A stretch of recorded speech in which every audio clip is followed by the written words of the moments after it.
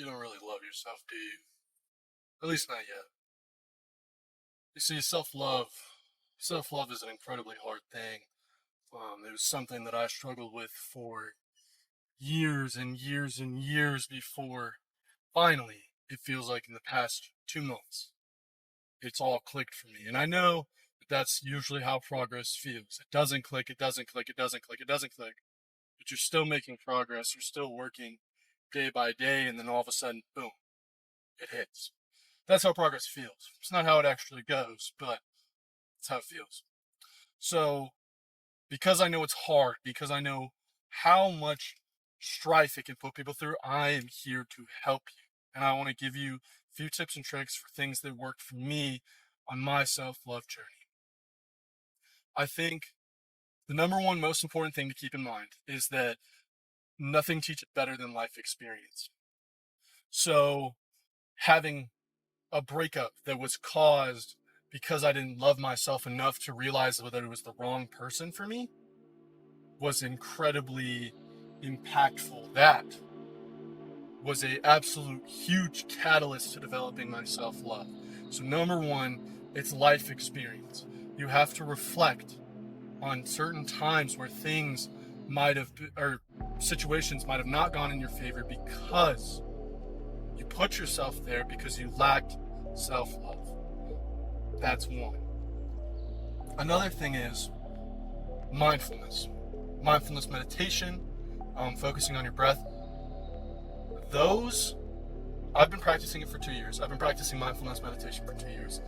The ability to refocus on my breath, the ability to refocus when I'm getting lost in a fantasy, where I'm getting lost in thoughts about, oh, woe is me, like I don't love myself, I hate myself, to lock in, take a deep breath and say, no, I don't believe these.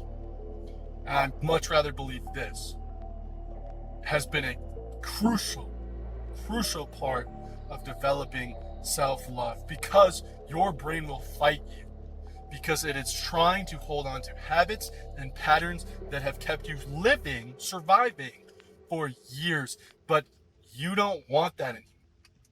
And so the biggest thing is to stop identifying with those old habits. When they happen, don't beat yourself up. Take a deep breath and say, I don't align with this anymore. This isn't my identity. I choose to live by an identity of self-love rather than an identity of self-hate, because I know that self-love will put me in situations that are genuinely beneficial for me. And you might feel that you don't deserve beneficial situations, but that's not true, because where most self-hatred comes from is other people. I genuinely believe you are not born hating yourself. You are not born saying, I hate this person. Oh, he always makes mistakes. He sucks. No, I believe that is what other people tell us, other people's judgments, that develop those ideas inside us at a young age. Because why else would have the thought of, oh man, I don't deserve good things, ever come from? Where would that ever come from? There's no advantage to it. There's no point of it. But other people with their unhealed traumas, it's not like we don't have unhealed traumas, but other people with their traumas, they can project them onto you. And if you're younger and you don't have the mental fortitude and just development to realize that that's not your fault and that's just them projecting, you can internalize that and develop really nasty ideals about yourself. And I think I did that because of past experiences, how I was raised, my school experience. I think that it was other people, not to blame other people, right? We don't blame other people for our problems, but sometimes other people do cause problems. It's a little bit of yin and yang. You have to have some balance with it.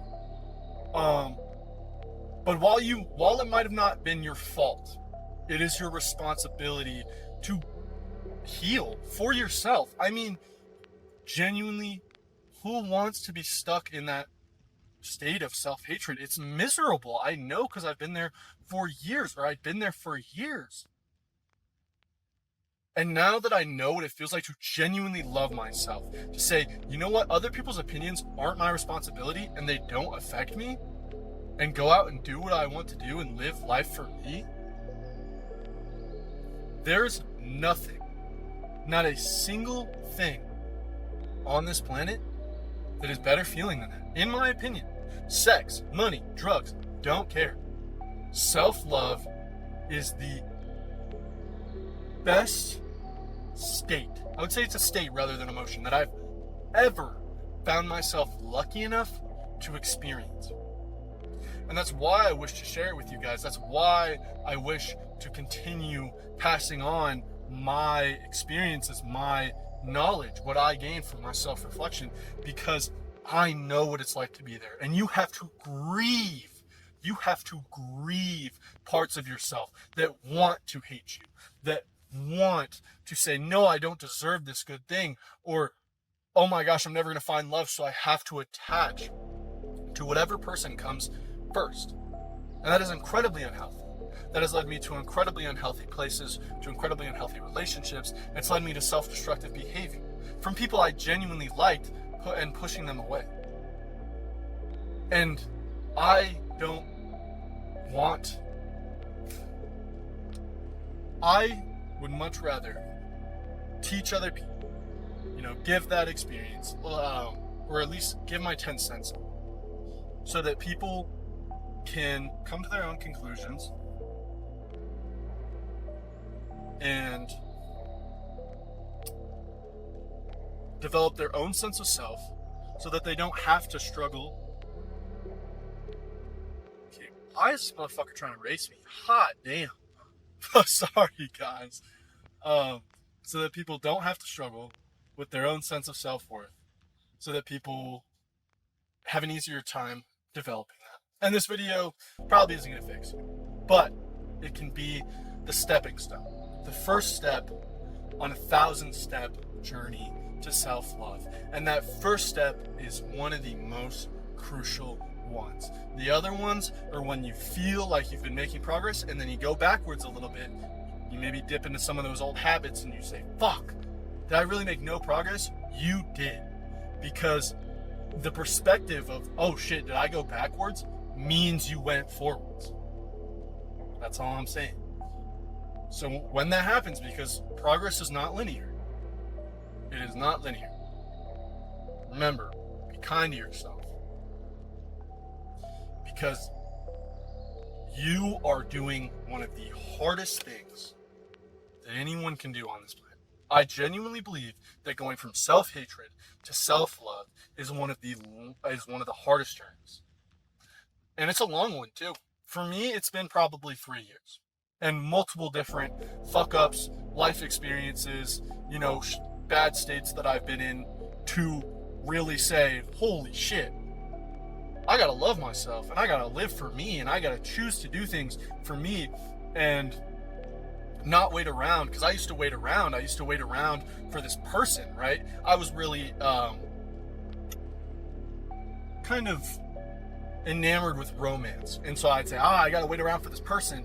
And when this person comes, then I can fully give my 100 to the gym and my passions and my hobbies, and they're gonna, or when I'd pick up a new passion or hobby like the guitar, I'd be like, oh shit, someone's gonna love me because of this hobby. No, that's not even fair to me. That's not fair to anyone. Because who wants to be loved just because of one or two things? Nobody. You want to be loved as you are. And you deserve to be loved as you are. Because you're not perfect. You never will be perfect. And that's hard to accept. But once you do, and once you're able to love yourself regardless, you're able to see how you could love someone else through their flaws. Because it is true that if you don't love yourself, if you don't learn to love yourself, you will never truly love someone else romantically, in my opinion. Because you won't feel like you're enough, therefore you'll use them. This is my personal experiences. You'll use them to fill a void, right? Like feeling that you're only worth something if they like you, or you feel like you're not attractive enough, so if they tell you you're attractive, you get attached super easily, even if they're not the right person for you. Ergo my last video. And I genuinely believe that until you learn to love yourself and start pursuing things for you and start doing things that make you happy for you, You can't find love. And so by letting go of romance, at least not romance, the fantasy of romance, right? The, oh, they'll fix me. The, oh, they'll pick me up. A partner can be there for you 100%, be a good, amazing source of emotional support. That's not what I'm saying. But what I'm saying is that building that resilience yourself, building that place of love yourself. Now I can really say, who is this person? And why do I love them? And that is such a crucial question, because then and only then, when you're able to ask yourself that question with no lenses of what does this person offer me, which might happen subconsciously, right? It sounds fucked up, but it might happen subconsciously. So you gotta be checking up on your subconscious, because that motherfucker will do some fuck ass shit sometimes. But by paying attention to that and by correcting that slowly over time, you'll actually be able to love. So by letting go of that fake fantasy, by learning to love myself, I've actually made myself a better lover. Which is hilarious, because you think, wow, that's not how it's supposed to work. You let go of this idealistic fantasy of love and now you're better at loving people? Yeah, because I'm not so caught up in, oh my God, this person isn't perfect, and that therefore they can't therefore if they don't compliment my looks or whatever, oh my God, it's just a whole debacle, bro. Debacle, that's the word I'm using. But once you're out of those woods, once you're out of your head like that, and you start living, gosh, yes, that makes you a better lover, because now I'm not just someone waiting for love to be complete. I'm already complete. And if I find love, if that happens in my lifetime, which who knows if it will, I'm optimistic, but if it doesn't, I've got me, and that's genuinely something I'm proud of. I love myself. I love my passions. I love my hobbies. I'm going to continue this YouTube channel. I'm going to continue lifting. I'm going to continue playing the guitar. I'm going to continue working on my communication skills, because that's what I want to do. And that makes me a more full, well-rounded person. A partner doesn't really do that. I am not dissing on having a partner, by the way. I think love is one of the most fantastic things people can experience. I haven't let go of that, because that's not realistic. Of course it is, dude.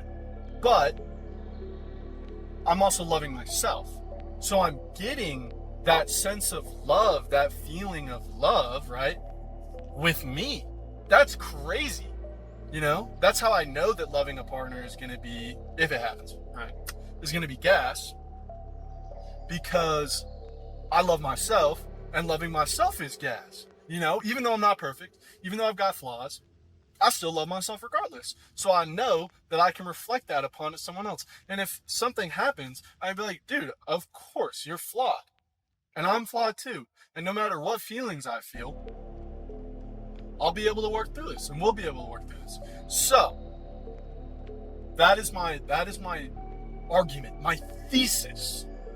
That's not the right word, but we're going to go to why you should love yourself and how to love yourself. So yeah, if you want to love yourself, you need to start living for you. You need to live some life experience in which you fuck up, because I believe that that's inevitable, but I also believe that that's what leads to change. You also need to be mindful of what your subconscious and your conscious is doing, because sometimes your subconscious can do some things that we don't necessarily align with and our identity doesn't align with. And if you can keep those in check and start recognizing them and correcting them, you will see identity change. And I believe if you can get all three of those things in order, then you will feel this exact feeling of euphoria that I feel, where I am finally loving myself. And I want that for you. I want you to love yourself, because it is fantastic. Fantastic. It's just as good as loving a partner. Holy shit. Awesome, dude. Who wouldn't want that? Because that means if you get a partner on top of that, you got 2 partners now. What the fuck? Greedy as hell. Anyway, I appreciate you guys watching. I'm starting a Patreon. It's going to offer coaching for the gym. It's going to offer workout routines. So I'll do one-on-one coaching for the highest tier, and then I'll do workout routines, nutrition plans, If you'd love to join that, just let me know. Also, if you have a favorite artist, which I'm sure you do, drop their music in the comment section below, because I'm going to start producing edits. And if you drop your artist and a song you like, shit, I might make an edit to that song if I fuck with it. Third, like and subscribe if you enjoy the content. You know, seeing the channel grow, it's only going to inspire me to make more of this, even though I'll keep producing it regardless, because I'm doing it for me. Booyah. Oh. That would just be awesome, and I really appreciate it. I hope you guys have a good day, and good luck on your journey of self-love.